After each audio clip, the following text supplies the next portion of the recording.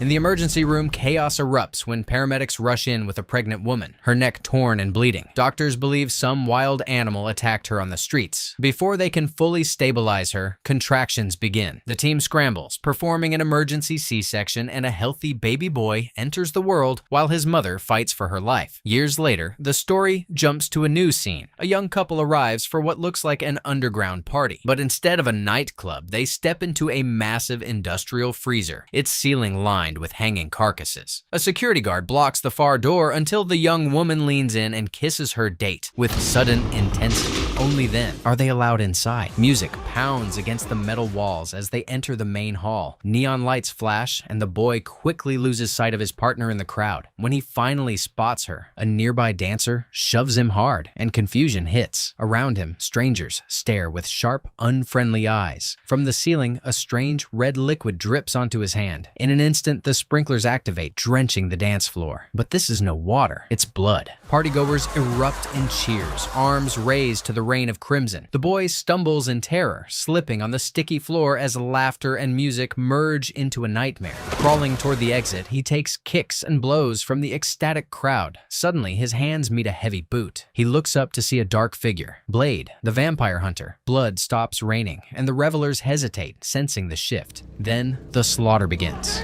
Blade moves with deadly precision, using his shotgun, submachine gun, and wooden stakes to tear through the panicked vampires. Security stands no chance as the crowd scatters in fear. The last desperate cluster of bloodsuckers tries to hold him off. Blade switches to his sword, slicing them down one by one. Only the vampire leader remains. The hunter pins him to the wall with silver stakes, then sets him ablaze.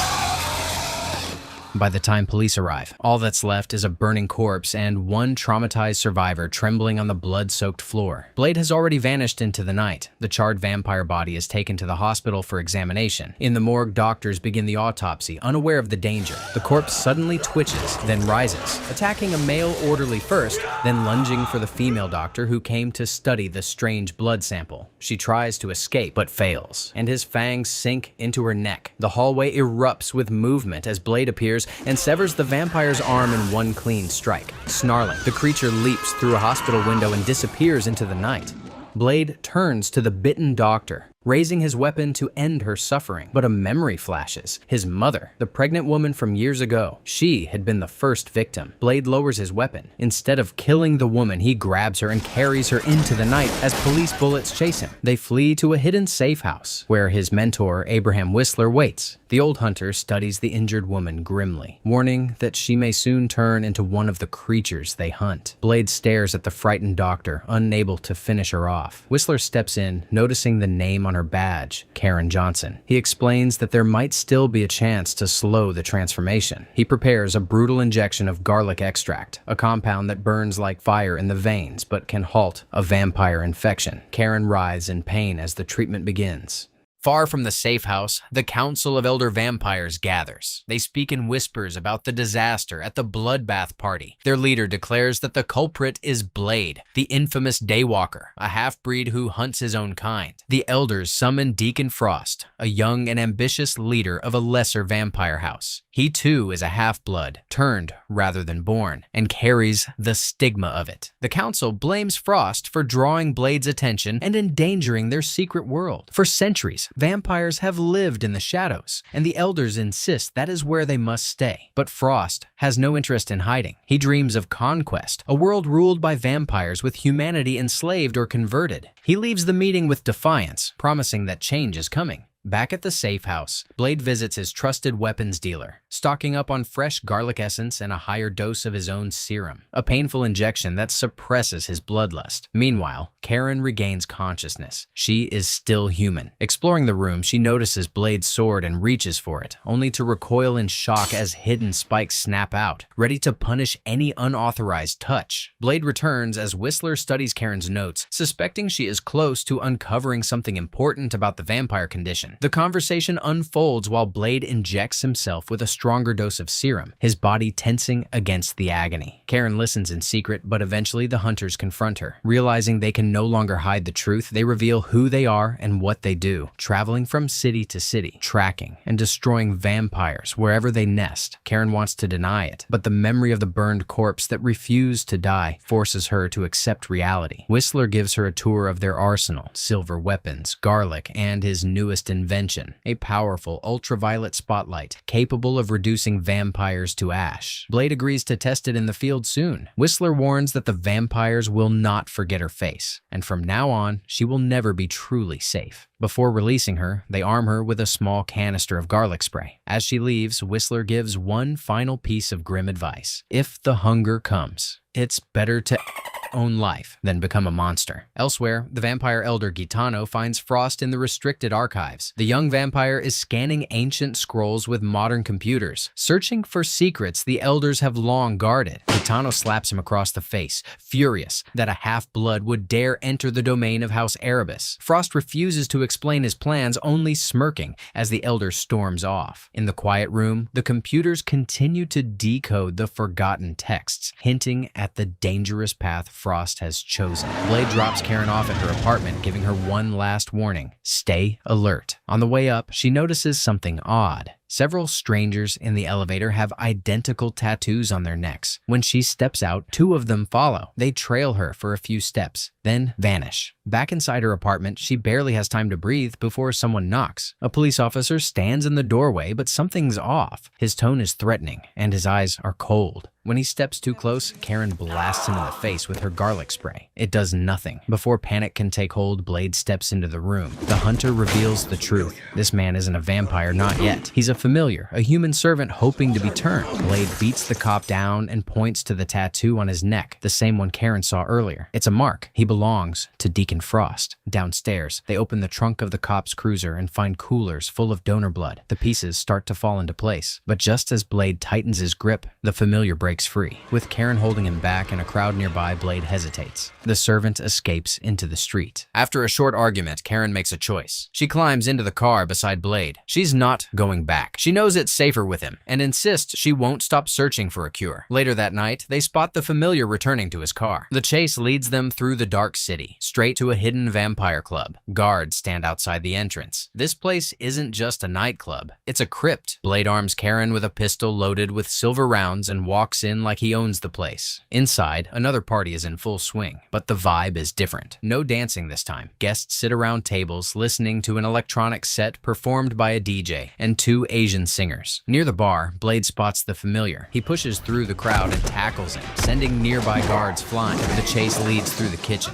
where Blade smashes his way through equipment and furniture, using the terrified man like a battering ram. He needs answers. Where's the hidden entrance? And once again, the vampires have hidden it in a freezer. Seems they have a taste for cold, confined spaces. Blade lets the familiar go and leads Karen into the hidden passage. They ride the elevator down into the archive, the same place Frost had been decrypting ancient vampire texts. As they begin searching through the data, the familiar returns to Frost's private penthouse. A party is underway, but the vampire leader stays glued to his computer. The last pages of a centuries-old prophecy are almost decoded. On screen, a strange circular structure appears marked with symbols and empty spaces. Spaces meant for people with specific signs on their bodies. The details remain a mystery, but the shape and markings hint at a ritual. Something dangerous. The familiar breaks Frost's focus and tells him everything about Blade, about the woman, and how she was used as bait. For a moment, Frost says nothing. Then, without warning, he pounces and drains the man dry, tossing his body into the pool at the center of the room. Among the guests at the party is someone unexpected: Quinn, the same vampire Blade torched and mutilated earlier. Now he serves as Frost's second in command. His missing hand is a reminder of their last encounter. Deacon Frost issues his next command. He wants the Daywalker alive. Deep in the vampire archives, Blade and Karen follow the stench to its source. Hunched before a glowing monitor sits Pearl, a grotesque archivist who looks more like a bloated monster than a man, his folds of pale flesh spilling over the chair. On screen, he is explaining the meaning of the decrypted diagram to Frost. The scheme is part of an ancient ritual. When Pearl sees Blade step out of the shadows, terror hits him so hard he lets out a panicked groan and even fumbles bodily in fear. He screams into the camera that the hunter is here to kill him. Frost doesn't flinch. He calmly tells Pearl to die with some dignity and cuts the feed. Blade and Karen move in, activating the ultraviolet spotlight. The beam scorches Pearl's skin, crisping it instantly. His squeals echo through the vault. Under the burning light, the archivist finally talks. He spills Frost's plan, an ancient ceremony meant to awaken the blood god La Magra. To complete it, Frost needs 12 pure-blood vampires and something more, something he hasn't yet revealed. Blade seizes a data disk from the archive and orders Karen to watch Pearl. If the creature twitches, she is to fry him again. Moving deeper into the restricted section, Blade finds a locked door and decides to blow it open, ignoring the archivist's panicked protests. Karen silences him with another brutal flash of UV light, leaving him charred but alive. The blast opens the vault, revealing the original scrolls. But as Blade steps inside, a young girl sitting on the floor draws his attention. He hesitates, and in a flash, she attacks, kicking him across the room and shattering a glass display. Other vampires pour in, led by Quinn, whose scarred face twists in triumph. The fight erupts fast, but luck turns against the hunter. A chain snaps around his neck, dragging him against a pillar. Karen is captured too. Quinn struts forward, proudly showing off his regenerated hand, the same one Blade cut off in the hospital. The vampires crowd around, one of them daring to grab Blade's sword. The weapon's defensive spikes shoot out, severing the thief's hand instantly, but the onlookers barely care. It will grow back. Quinn savors the moment, driving 2 silver stakes into Blade's shoulder, mocking the hunter the way he himself had been humiliated during the Bloodbath massacre. The room bursts with laughter, but their victory is short-lived. In Blade's ear, a tiny earpiece crackles. Whistler is listening. Moments later, the old man storms the building. Limping but unstoppable, he unleashes a hail of gunfire, mowing down the vampire guards with ruthless precision.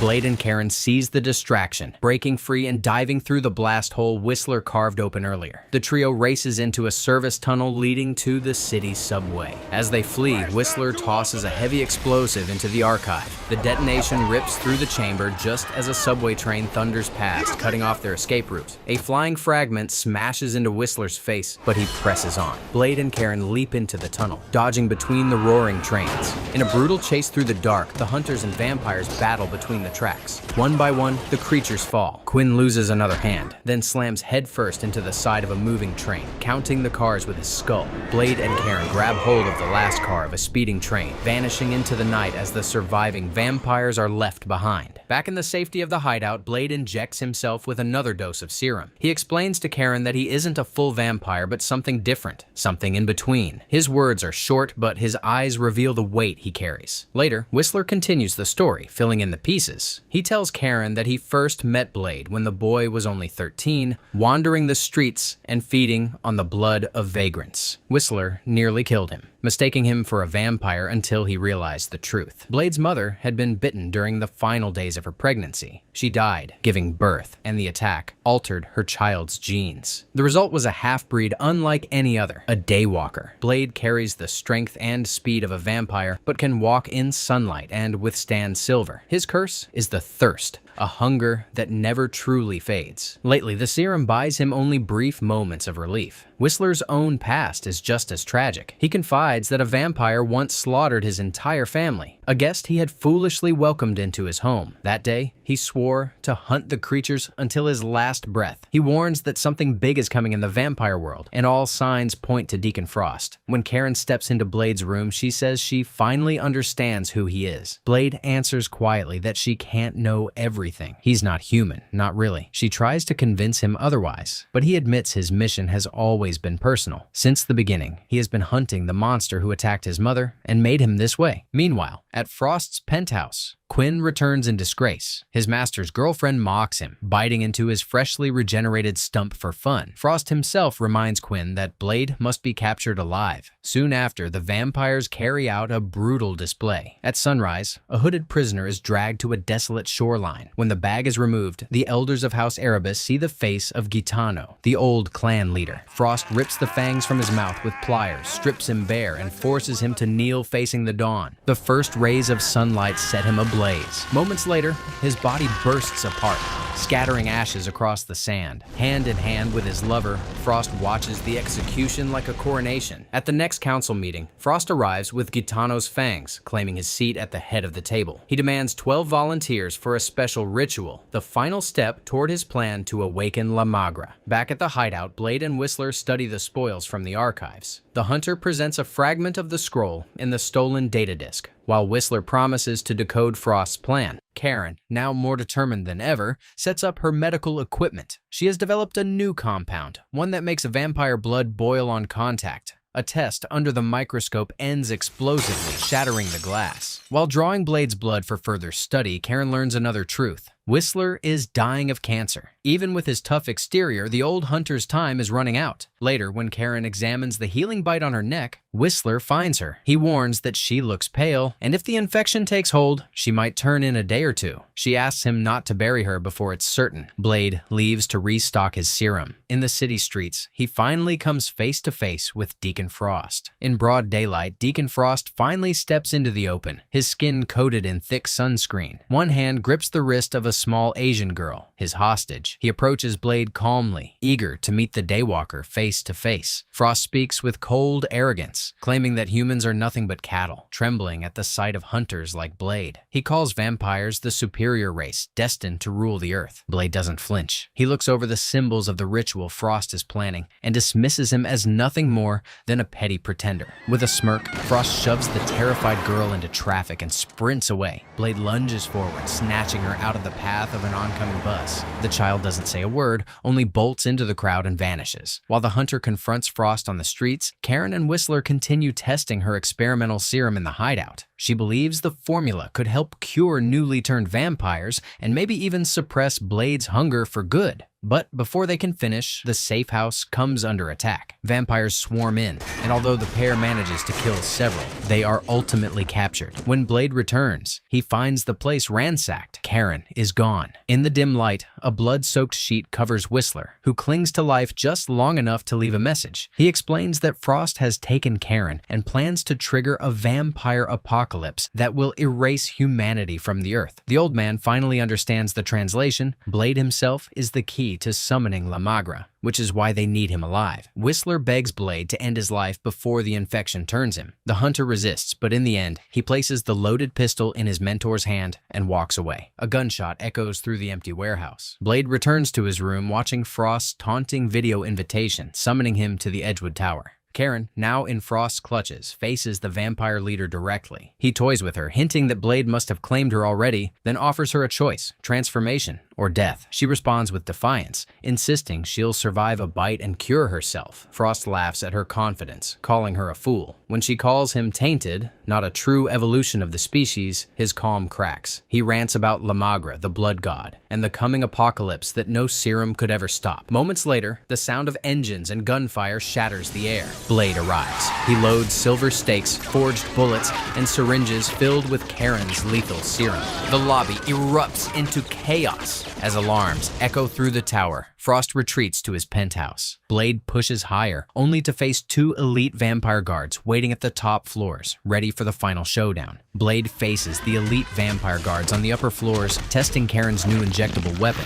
The effect is instant and devastating. One hit, and the creatures burst into violent sprays of blood, leaving nothing but a red mist behind. With the path clear, Blade pushes forward and enters a bright white hall. At the center, a laptop loops Frost's intricate plan for summoning the blood god, La Magra. Then, from the shadows, a mechanical bed slides open. On it lies a woman he never expected to see, his mother, alive, healthy, and smiling. She explains that Frost was the one who bit her, and that she has been with him ever since. The revelation stuns Blade, leaving him vulnerable. Vampires strike from all sides, beating him mercilessly with electric batons until his body goes limp. He and Karen are thrown into the back of a truck, chained and battered, as the convoy heads toward the ritual site. During the ride, Karen whispers that she might have a cure for vampirism, but warns it would also strip Blade of all his powers. At the temple, the prisoners are dragged out and clubbed toward the center of a massive underground chamber. The vampire council members, now Frost's captives, are positioned around the room.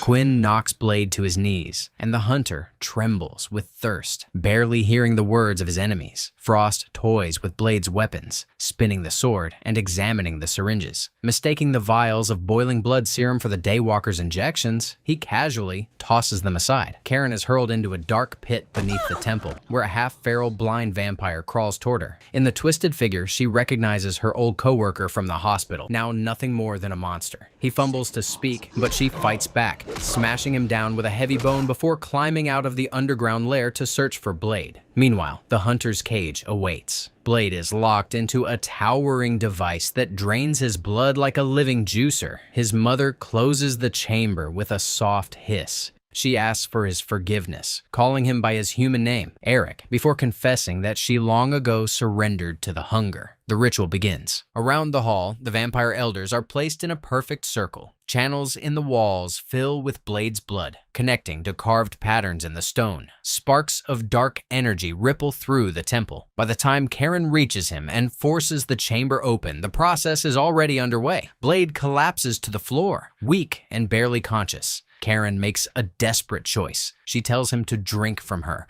to take the strength he needs. He refuses, then realizes there is no other way. The Daywalker sinks his fangs into her neck, and power surges back into his body. Above, droplets of blood begin to fall onto the foreheads of the council members. Frost steps into the center of the ritual circle, lifting his arms as the final drop lands. Lightning strikes through the chamber, and the transformation begins. Blade's mother lunges at him, furious that he has escaped. The battle for survival is about to erupt. Karen fights to disrupt the ritual, firing a shotgun that sends one of Frost's guards plummeting into the abyss. At the same time, Blade, now fully powered, ends his mother's cursed existence with one decisive strike. The sacrificed vampire elders scream as their skeleton-like spirits rip free from their bodies and surge into Deacon Frost, completing his transformation into the living vessel of La Magra. Fueled by rage, Blade charges across the blood-soaked chamber to face the newborn Dark God. His first target is Quinn, and the Daywalker takes him down with relentless precision, reclaiming his sunglasses as he cuts through the remaining vampires with brutal efficiency. Karen joins the chaos, soaking Frost's lover in garlic extract, the chemical reaction so violent that the vampire's head erupts in a gory explosion. At last, the hunter confronts Frost. Their swords clash in an intense, echoing battle. Blade lands a perfect strike, slicing the vampire lord clean in half, but the pieces rejoin instantly. La Magra's regeneration is unstoppable, mocking the strength of the legendary sword. Then Blade remembers the vials, Karen's boiling blood serum. He flings his sword, skewering the syringes across the room. At first, it seems like a miss, until the sword's hidden mechanism snaps open, launching the vials straight into Blade's hands. With lightning speed, he drives multiple injectors into Frost's body. The vampire god convulses, his flesh bubbling as the formula does its work. A surge of pressure tears through him, and the dark deity explodes in a shower of blood and ash. The ritual chamber falls silent. Blade and Karen escape to the rooftop, watching the city lights burn against the night. She vows to keep working on a cure for vampirism, but Blade refuses the idea of peace. He asks only for more serum to keep the thirst at bay. In the final scene, the Daywalker appears in Moscow, confronting another vampire in the snow, reminding the world that his war is far from over.